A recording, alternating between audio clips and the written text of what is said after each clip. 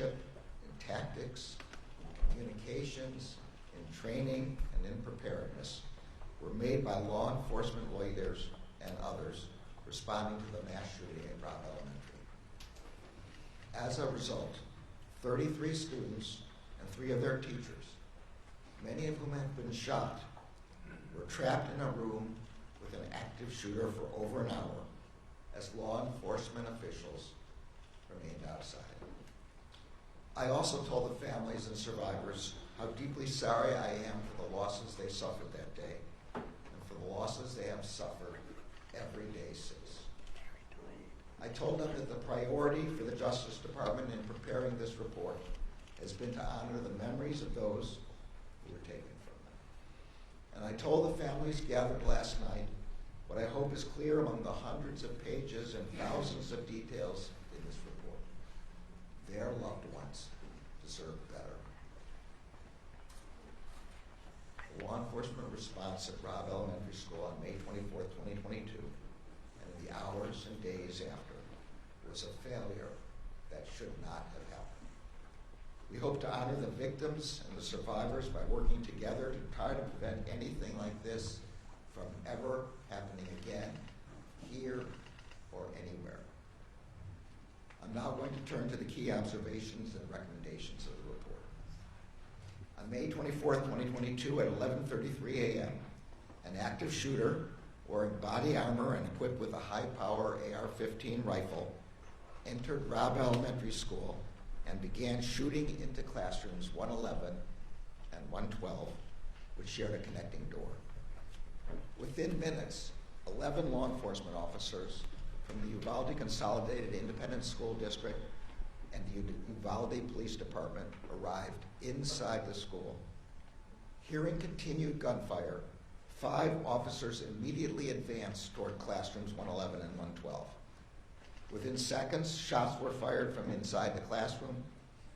Shrapnel hit 2 officers, and all responders retreated to cover. A single officer then made additional attempts to approach the classrooms, but after 11:40 a.m., no more attempts to enter the rooms were made until 12:48 p.m., more than an hour later. As a consequence of failed leadership, training, and policies, injured and scared students and teachers remained trapped with the subject in the classrooms, waiting to be rescued. Survivors later shared that they heard officers gathered outside the classrooms while they waited. The victims trapped in classroom 111 and 112 were waiting to be rescued at 11:44 a.m., approximately 10 minutes after officers first arrived, when the subject fired another shot inside the classrooms. They were still waiting at 11:56 a.m. when an officer on the scene told law enforcement leaders that his wife, a teacher, was inside room 111 and 112 and had been shot. They were still waiting as broadcasts went out on officer radios that a student trapped inside rooms 111 and had called 911 at 12:10 p.m. to say that that the student was in a room full of victims. That student stayed on the phone with 911 for 16 minutes. The victims were still waiting to be rescued when the subject fired 4 more shots inside the classrooms at 12:21 p.m., 49 minutes after officers arrived on the scene. And they were still waiting for another 27 minutes after that until finally officers entered the classroom and killed the subject. As the victims were trapped and waiting for help, many of their families were waiting outside the school, growing increasingly concerned about why law enforcement had not taken action to rescue their loved ones. Law enforcement officers from different agencies who had self-deployed to the scene in overwhelming numbers were themselves waiting for leadership decisions about how to proceed. Many officers reported that they did not know who, if anyone, was in charge, what they should do, or the status of the incident. Some officers were confused about why there was no attempt to confront the active shooter and rescue the children. Some officers believed the subject had already been killed, or that law enforcement was in the room with the shooter. 75 minutes after the first officers arrived on scene, officers finally entered room 111. The subject engaged the entry team with gunfire, and the officers responded with fire. 77 minutes after the first officers arrived on the scene, and after 45 rounds had been fired by the active shooter, the shooter was killed. The massacre at Robb Elementary shattered families throughout this community and devastated our country. 19 children and 2 teachers were killed. And untold numbers of students, teachers, and law enforcement officers were injured. The law enforcement response to the mass shooting at Robb Elementary was a failure. As the threat posed to our country by mass shootings has grown and evolved over the past several decades, law enforcement's response tactics have also changed. The massacre at Columbine High School 25 years ago, and the 47 minutes it took for law enforcement to enter that high school, marked a major shift in how law enforcement leaders think about responding to mass shootings. It is now widely understood by law enforcement agencies across the country that in active shooter incidents, time is not on the side of law enforcement. Every second counts. And the priority of law enforcement must be to immediately enter the room and stop the shooter with whatever weapons and tools officers have with them. That is the approach responding officers first employed when they arrived at Robb Elementary School. But within minutes of arriving inside the school, officials on scene transitioned from treating the scene as an active shooter situation to treating the shooter as a barricaded subject. This was the most significant failure. That failure meant that law enforcement officials prioritized the protracted evacuation of students and teachers in other classrooms instead of immediately rescuing the victims trapped with the active shooter. It meant that officials spent time trying to negotiate with the subject instead of entering the room and confronting him. It meant that officials asked for and waited for additional responders and equipment instead of following generally accepted active shooter practice and moving toward the shooter with the resources they had. It meant waiting for a set of keys to open the classroom door, which the report concludes was likely unlocked anyway. And it meant that the victims remained trapped with the shooter for more than an hour after the first officers arrived on scene. There were also other failures in leadership, command, and coordination. None of the law enforcement leaders at the scene established an incident command structure to provide timely direction, control, and coordination among the enormous number of responders who arrived on scene. This lack of a command structure, exacerbated by communication difficulties, contributed to confusion among responders about who was in charge and how they could help. These failures may also have been influenced by policy and training deficiencies at responding law enforcement agencies. Some lacked any active shooter training at all. Some had inappropriate training. Some lacked critical incident response training. And the vast majority had never trained together with different agencies. As Associate Attorney General Vanita Gupta will discuss in further detail, the chaos and confusion that defined the law enforcement response while the shooter remained a threat also defined the aftermath of the shooting. For example, surviving victims, some with bullet wounds and other injuries, were put on buses without being brought to the attention of medics. Some families were told that their family members had survived when they had not. and victims, families, and community members struggled to receive timely and accurate information about what had occurred at Robb Elementary. The Justice Department's objective in preparing this report was threefold. First, to honor the victims, the survivors, and their loved ones. Second, to provide a clear and independent accounting of the law enforcement response to the horrific attack that devastated this community. And third, to provide law enforcement agencies and communities across the country with analysis and recommendations about how what happened in Uvalde should inform efforts to prepare themselves for and respond to mass shootings. Policing is a noble profession. It is also a hard one. It requires training and constant education about evolving threats. The report includes widely accepted recommendations that have been adopted by law enforcement agencies across the country about how to prepare for and respond to active shooter situations. Before an active shooter incident occurs, law enforcement agencies have a responsibility to ensure that their leaders and all their officers are trained to focus on rapid response, trained that the first officers on the scene must focus on eliminating the threat and protecting the victims most in danger.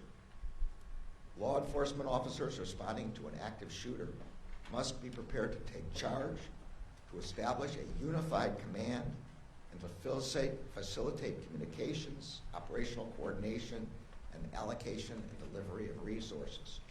They must continually assess and adjust as the incident evolves.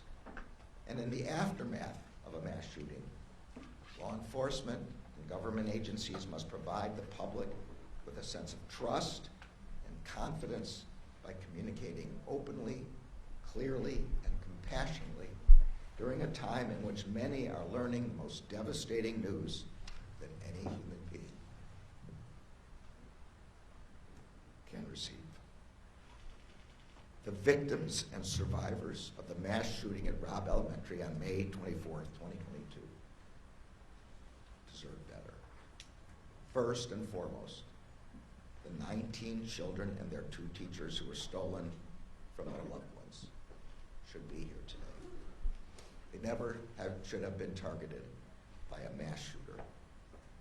We must never forget the shooter's heinous act that day. And the victims and survivors should never have been trapped with that shooter for more than an hour as they waited for their rescue. The families of the victims and survivors deserve more than incomplete, inaccurate, and conflicting communications about the status of their loved ones. This community deserves more than misinformation from officials during and after the attack.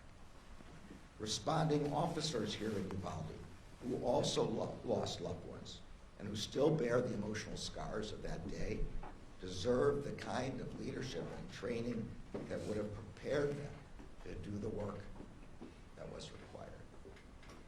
Our children deserve better than to grow up in a country where an 18-year-old has easy access to a weapon that belongs on the battlefield, not in a classroom. And communities across the country and the law enforcement officers who protect them deserve better than to be forced to respond to one horrific mass shooting after another. But that is the terrible reality that we face. And so it is a reality that every law enforcement agency in every community across the country must be prepared for. No community and no law enforcement agency should have to face that threat alone. That is why we came to Uvalde, and that is why we are releasing this report. The Justice Department remains committed to working in partnership with communities across the country and with the law enforcement agencies working to protect those communities every day. In particular, we stand ready to help communities and agencies prepare to respond to a terrible incident like the one that occurred here. We have concluded the department's review, but we know that the work of healing here in Uvalde is only beginning. We are humbled and grateful to stand with this community as you remember and honor your loved ones. I will now turn the podium over to Associate Attorney General Vanita Gupta. Her leadership has been key to the department's efforts to conduct an independent, fair, and comprehensive review of the horrific mass shooting of May 24th and its aftermath. I am also grateful to the entire Critical Incident Review team and to the department's COPS office and to the leadership of Hugh Clements for their tireless work. Vanita.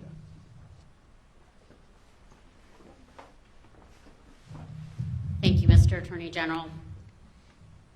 It is hard to look at the truth that the law enforcement response on May 24th was an unimaginable failure and that a lack of action by adults failed to protect children and their teachers. But we cannot look away from what happened here.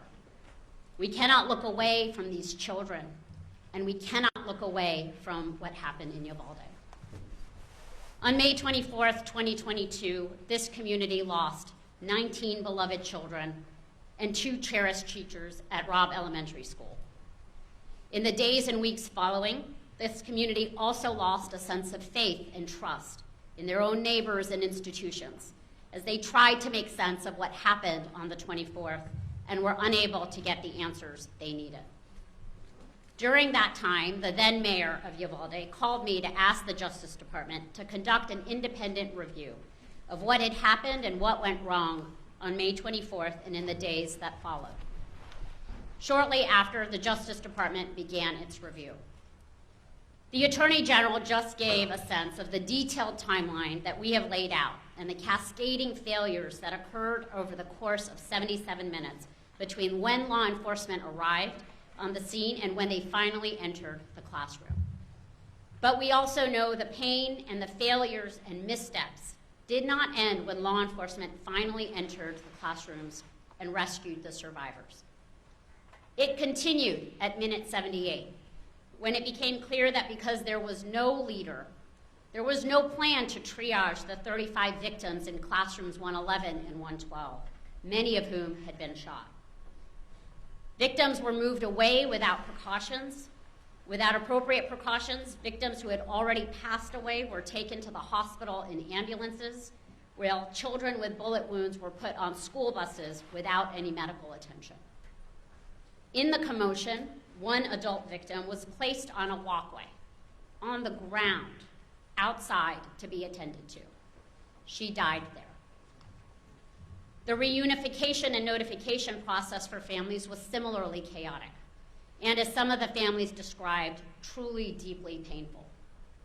During and after the 77 minutes, families and survivors received unclear and sometimes conflicting information about where to go to reunite with their loved ones.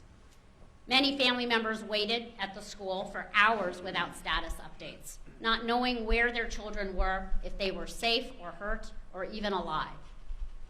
Families searching desperately for their loved ones were sent to different places all across town: the high school, the civic center, the hospital. Some of these details are gut-wrenching.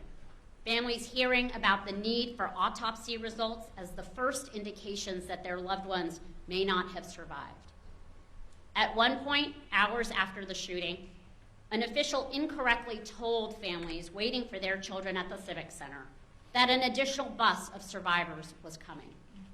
It did not.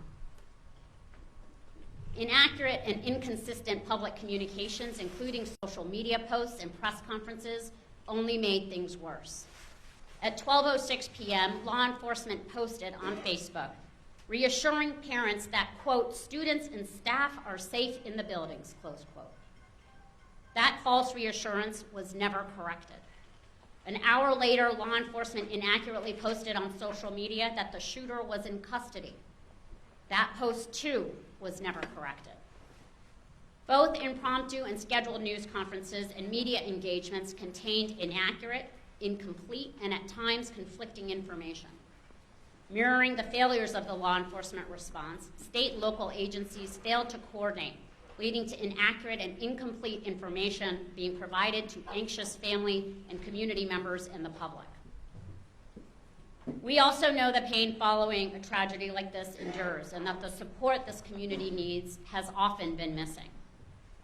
And we cannot talk about what happened at Robb Elementary School without reckoning with the fact that this tragedy took place somewhere all children should feel supported and cared for and safe. Our report documents missteps in school safety preparation that contributed to this tragedy, including that the campus safety plan was effectively a template and included security measures that were not even available at Robb. That there was a culture of complacency around locked door policies with interior and exterior doors routinely left unlocked, and that confusion over where to find a master key to unlock classroom doors contributed to the significant delay in entering classrooms 111 and 112. As I made clear last April when I came to Uvalde to meet with families, and as we reiterated to families last night, this report not only looked backwards, but also identifies lessons learned and recommendations for other communities to prevent something like this from happening again. No law enforcement agency or community can assume that what happened here, or in Newtown, or in Parkland, or in Columbine, can't happen in their community. That is our reality. This report offers 273 recommendations for law enforcement agencies and other officials in every community. That includes a series of recommendations for law enforcement and government agencies preparing for and responding to mass shooting incidents and active shooter incidents as they occur. In the immediate aftermath of an active shooter incident, law enforcement leaders must continue to provide guidance and direction to all first responders, including triage planning to ensure that emergency personnel can access victims as soon as possible. Law enforcement and government officials must provide proactive, timely, and accurate information, notifications, and give community members as much information as appropriate at any given time to help avoid or mitigate rumors, uncertainty, and unnecessary worry. If an organization shares incorrect information with the public, it should be open about it and correct that mistake.